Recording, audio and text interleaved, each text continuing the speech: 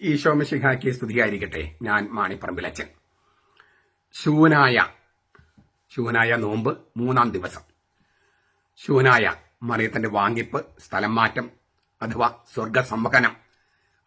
അതിനേക്കാൾ നല്ലത് തെയോത്തോക്കസിന്റെ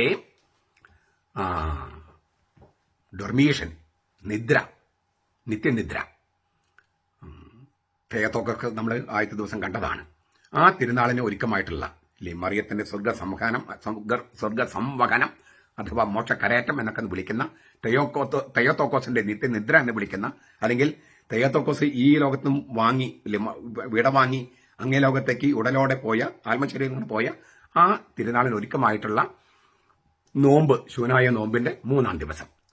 നമ്മൾ ഇന്നലെ ധ്യാനിച്ച ആ ഒരു യാമപ്രാർത്ഥന, പഴയ യാമപ്രാർത്ഥനയിലൊരു ഒരു പ്രാർത്ഥന, അതിന്റെ ഒരു വശം ഞാൻ ഇന്നലെ പറഞ്ഞു. മറുവശം ഇന്ന് പറയാൻ ആഗ്രഹിക്കുകയാണ്. അപ്പൊ നമ്മൾ ആ യാമപ്രാർത്ഥനയിൽ പാടിയിരുന്ന പാട്ട് ഒന്നുകൂടി കേൾക്കാം. നമ്മൾ ഇന്നലെ കേട്ടത് തന്നെയാണ്, ഒന്നുകൂടി കേൾക്കാം. മുള്ളുമരത്തെ ദഹിപ്പിക്കാത്തതിലേറിയ തീ, ശൈലത്തിൽ കണ്ടവനാം ദർശകനാം മോശേ, പുത്രാഗ്നിയിൽ എരിയാത്തവളം കന്യകയാകം മറിയാമൻ ദൃഷ്ടാന്തം തൻ ഈ ദൃശ്യം. മുള്ളുമരത്തെ ദഹിപ്പിക്കാത്തതിലേറിയ തീ, ശൈലത്തിൽ കണ്ടവനാം ദർശകനാം മോശേ, പുത്രാഗ്നിയിൽ എരിയാത്തവളം കന്യകയാകം മറിയാമിൻ ദൃഷ്ടാന്തം തൻ ഈ ദൃശ്യം.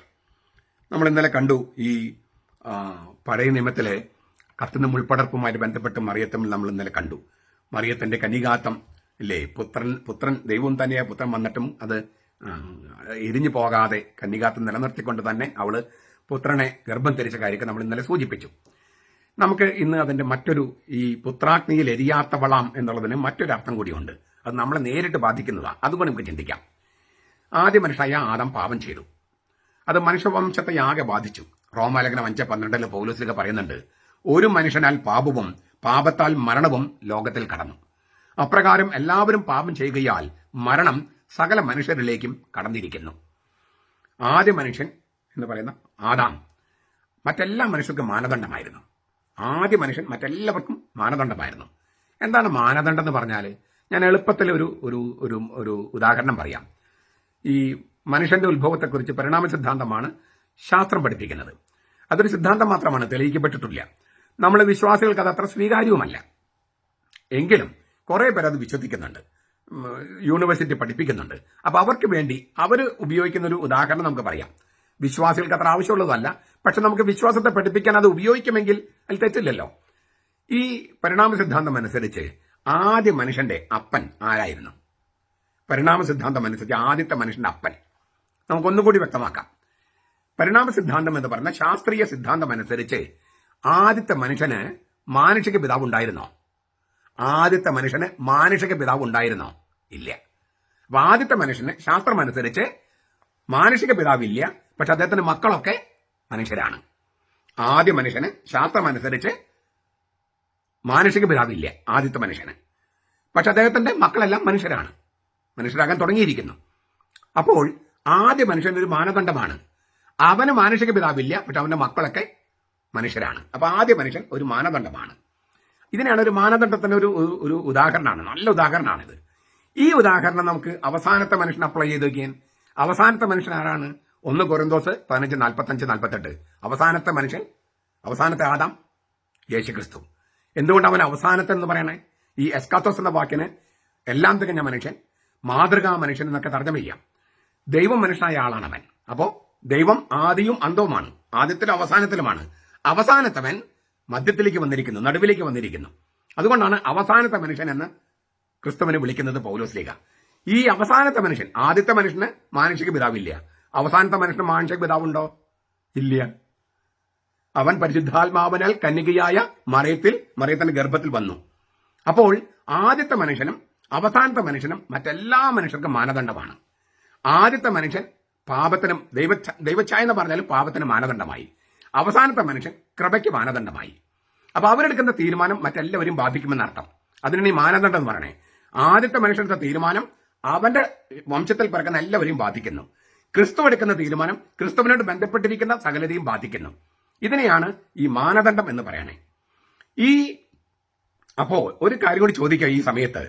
ഈ പുത്രാഗ്നിയിൽ എരിയാത്തവളം കന്യകയാകും എന്നുള്ളതിന് ഒരു തെളിവ് കൂടി കിട്ടുകയാണ്. എന്താണ്? ശാസ്ത്രമനുസരിച്ച് ആദ്യത്തെ മനുഷ്യന് മാനസിക പിതാവില്ലാതെ ജനിക്കാൻ പറ്റുമായിരുന്നെങ്കിൽ ബൈബിൾ അനുസരിച്ച് അവസാനത്തെ മനുഷ്യന് മാനസിക പിതാവില്ലാതെ ജനിക്കാൻ പറ്റുമായിരുന്നില്ലേ? ഞാനത് ആവർത്തിക്കാം. ശാസ്ത്രമനുസരിച്ച് ആദ്യത്തെ മനുഷ്യന് മാനസിക പിതാവില്ലാതെ ജനിക്കാൻ പറ്റുമെന്ന് ശാസ്ത്രം അംഗീകരിക്കുന്നെങ്കിൽ ബൈബിൾ അനുസരിച്ച് അവസാനത്തെ മനുഷ്യന് മാനുഷിക പിതാവില്ലാതെ ജനിക്കാൻ പറ്റുമായിരുന്നില്ലേ? പറ്റുമായിരുന്നു. അപ്പോൾ കന്യകയുടെ ഗർഭധാരണത്തിൽ എന്തെങ്കിലും അശാസ്ത്രീയതയോ അസ്വാഭാവികതയോ ഉണ്ടോ? ഇല്ല. മഹാത്ഭുതമാണത്. പക്ഷെ അസ്വാഭാവികതയില്ല, അശാസ്ത്രീയതയില്ല. ആദ്യത്തെ മനുഷ്യന് മാനുഷിക പിതാവില്ലാതെ ജനിക്കാമെന്ന് ശാസ്ത്രം പഠിപ്പിക്കുന്നെങ്കിൽ അവസാനത്തെ മനുഷ്യനായ യേശുക്രിസ്തുവിന് മാനുഷിക പിതാവില്ലാതെ ജനിക്കാം. അതിനകത്ത് ഒരു അശാസ്ത്രീയതയും ഇല്ല. കന്യകയുടെ ഗർഭധാരണത്തിൽ ഒരു അശാസ്ത്രീയതയുമില്ല. പുത്രാഗ്നിയിൽ എരിയാത്തവളം കന്യകയാകും എന്നുള്ളതിന് ഒരു പുതിയ വ്യാഖ്യാനമാണ് ഞാൻ ഈ പറയുന്നത്. ശാസ്ത്രീയമായിട്ട് അവതരിപ്പിക്കാൻ പറ്റുന്ന ഒരു വ്യാഖ്യാനം. ഇനി ഇന്നത്തെ പോയിന്റ് അതല്ല. ഈ ആദ്യ മനുഷ്യൻ പാപം ചെയ്തപ്പോൾ ഞാൻ പറഞ്ഞല്ലോ, അവന്റെ തീരുമാനം മറ്റെല്ലാ മനുഷ്യരെയും ബാധിക്കുകയാണ്. അതിനാണ് ഉത്ഭവ പാപം എന്ന് വിളിക്കണേ. ആദ്യ മനുഷ്യൻ പാപം ചെയ്തപ്പോൾ ആ പാപം മൂലം ദൈവഛായയ്ക്ക് രണ്ട് വശമുണ്ട്. സ്വാഭാവിക ദൈവഛായയുണ്ട്, ധാർമ്മിക ദൈവഛായയുണ്ട്. സ്വാഭാവിക ദൈവഛായ മാറിപ്പോയില്ല, പക്ഷേ ധാർമ്മിക ദൈവഛായ മാറിപ്പോയി. അതായത് ഉത്ഭവപാപത്തിൽ ഈ ആദാം പാപം ചെയ്തതുകൊണ്ടും അതേപോലെ മറ്റു മനുഷ്യർ പാപം ചെയ്തതുകൊണ്ടും ഒരു പാപാവസ്ഥ ലോകത്തിലുണ്ട്. അതിനാണ് ഉത്ഭവപാപം എന്ന് വിളിക്കുന്നത്. ഈ പാപാവസ്ഥയിലേക്കാണ് നാം എല്ലാവരും പറന്ന് വീഴുന്നത്. ഈ പാപസഞ്ചയത്തെ മാറ്റി നിർത്തിയിട്ടോ തട്ടി മാറ്റിയിട്ടോ നമുക്ക് ഈ ലോകത്തിലേക്ക് വരാൻ കഴിയില്ല. അതിൽ നിന്ന് ദൈവം ഒഴിവ് നൽകിയ ഒരേ ഒരു വ്യക്തി മറിയമാണ്, അമലോത്ഭവ. ഈ പാപം ചെയ്തപ്പോൾ മനുഷ്യൻ ആദ്യ മാതാപിതാക്കളും പാപം ചെയ്തപ്പോൾ മനുഷ്യന് ദൈവിക കൂടാരത്തിന്റെ തേജസ്സാണ് നഷ്ടപ്പെട്ടത്. ദൈവിക കൂടാരത്തിന്റെ തേജസ്, പറുദീസയുടെ തേജസ്സാണ് ആദാം പാപം ചെയ്തപ്പോൾ മനുഷ്യർക്ക് മുഴുവൻ നഷ്ടപ്പെട്ടത്. അവന്റെ പാപം, അവന്റെ തീരുമാനം മറ്റെല്ലാ മനുഷ്യരും ബാധിക്കും. അതുകൊണ്ടാണ് മാനദണ്ഡമാണ്, നമ്മൾ കണ്ടു കഴിഞ്ഞു. സ്വാഭാവിക ദൈവിക ഛായ നിലനിന്നു, ധാർമ്മിക ദൈവിക ഛായ നഷ്ടപ്പെട്ടു. ഏതൻ തോട്ടത്തിൽ നിന്ന് പുറത്താക്കപ്പെട്ടു എന്ന് പറയുന്ന അർത്ഥം ഇതാണ്. പറുദീസയിൽ നിന്ന് പുറത്താക്കപ്പെട്ടു. ദൈവമായുള്ള ബന്ധവും ആ ബന്ധത്തിൽ നിന്ന് നമുക്കുണ്ടാകുമായിരുന്ന ദൈവിക തേജസ്സും നമുക്ക് നഷ്ടപ്പെട്ടു. ഈ ദൈവിക തേജസ്സിന്റെ കൂടാരത്തിലേക്ക് പുനഃപ്രവേശനം നൽകാൻ ദൈവം തന്നെ മനുഷ്യനായി നമ്മുടെ ഇടയിൽ കൂടാരം അടിച്ചു. യോഹന്നാൻ 1:14. The word became flesh and pitched his tent among us എന്നാണ് ശരിക്കും നല്ല പരിഭാഷ. വചനം മാംസമായി നമ്മുടെ ഇടയിൽ കൂടാരം അടിച്ചു. യോഹന്നാൻ 1:14.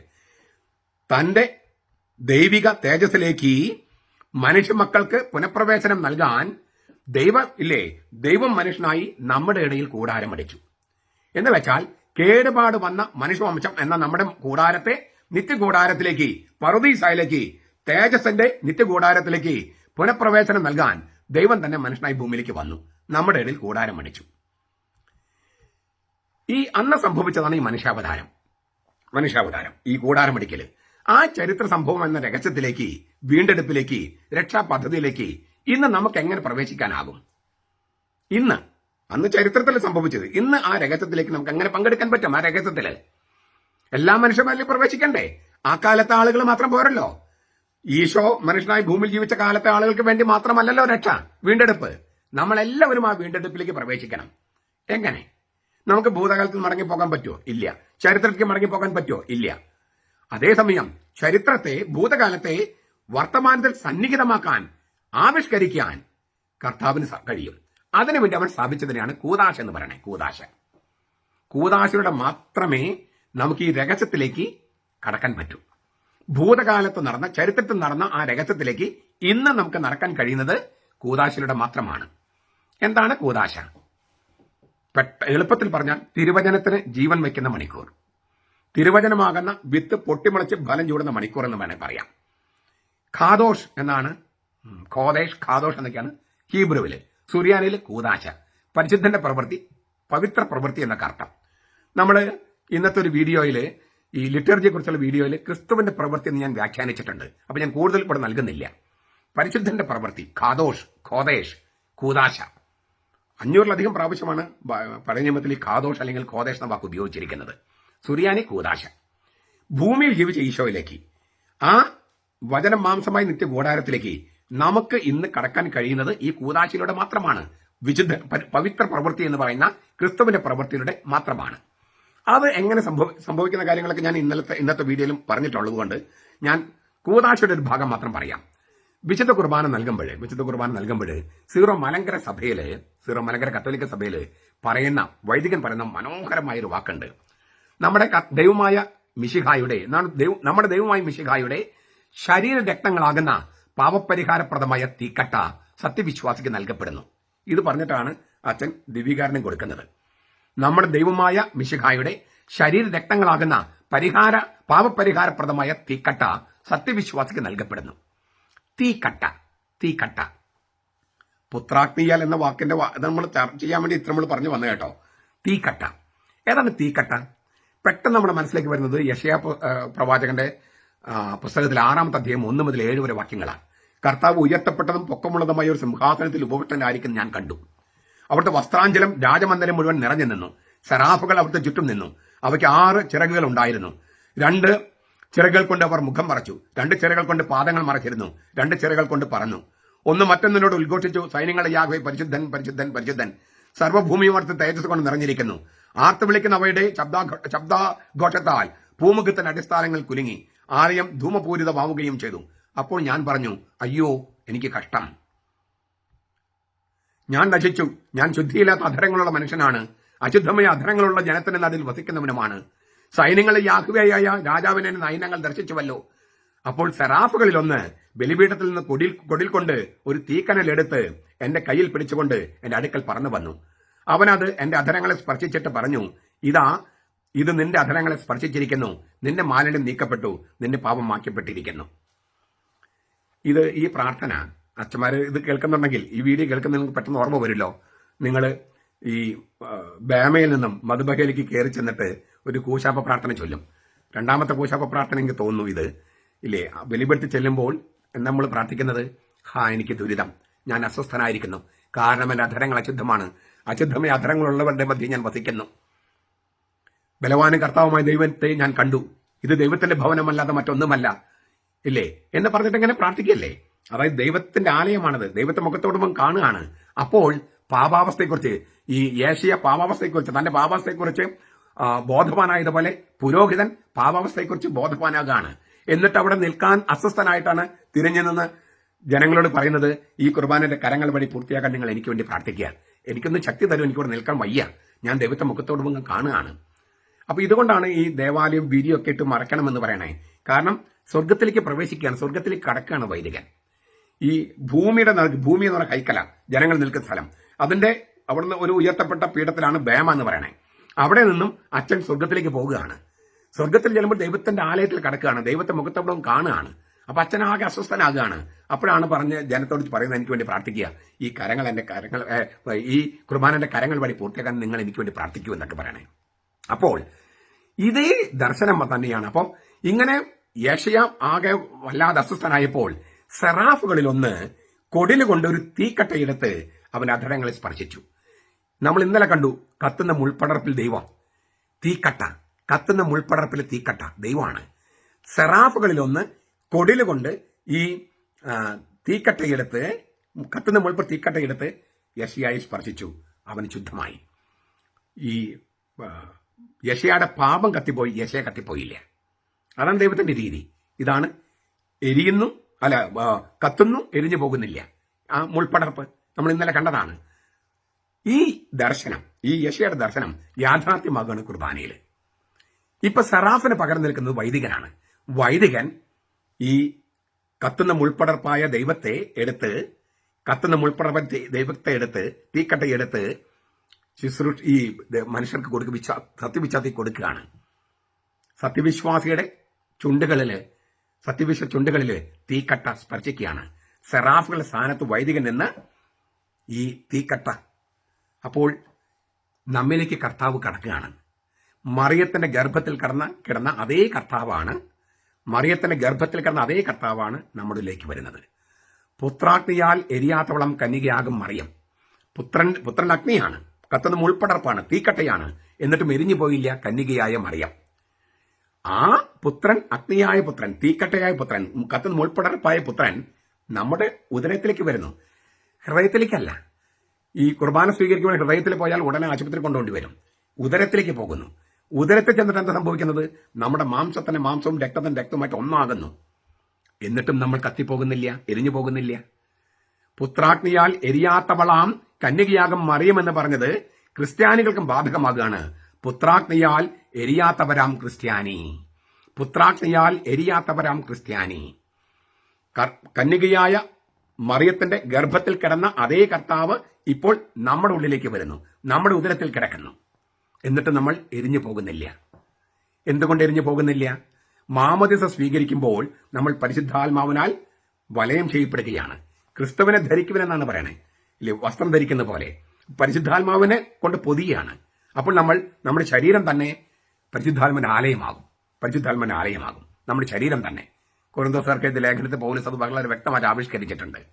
കുർബാന മാമോദിസ സ്വീകരിക്കുമ്പോൾ നമ്മൾ പരിശുദ്ധാത്മാവിന്റെ ആലയമായി മാറും.